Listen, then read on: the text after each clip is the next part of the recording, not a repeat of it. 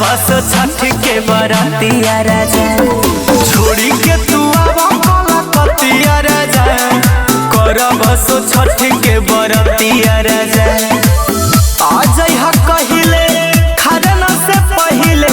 जानी भूलई ह तू बतिया राजा छोड़ी के तू आवा कलकतिया राजा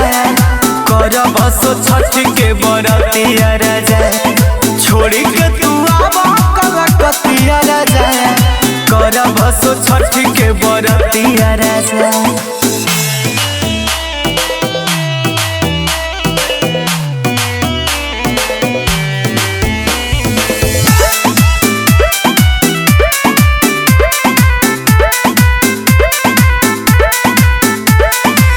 फल फल हरिया जाई के बजरिया के किन लाई बोलो ढकनी दियरिया कोसिया भरावे के बा मुखिया लियावे के बा दौरा माथे धके घाटे पहुँचावे के बा रेलिया तू धला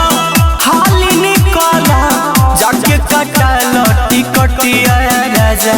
छोड़ी के तू आवा कलकतिया राजा कर बसो छठ के बरातिया राजा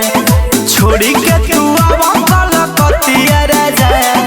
कर बसो छठ के बरातिया राजा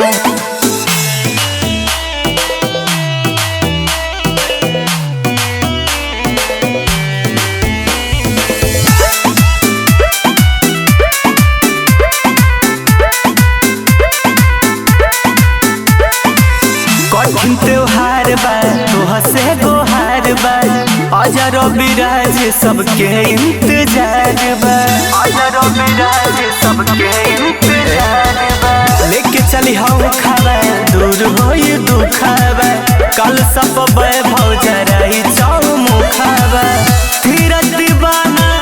करना बहाना दोनों बेरा देबो अरघिया राजा छोड़ी के तू आवा कलकतिया राजा कर बसो छठ के बरातिया राजा छोड़ी के तू आवा कलकतिया राजा कर बसो छठ के बरातिया राजा।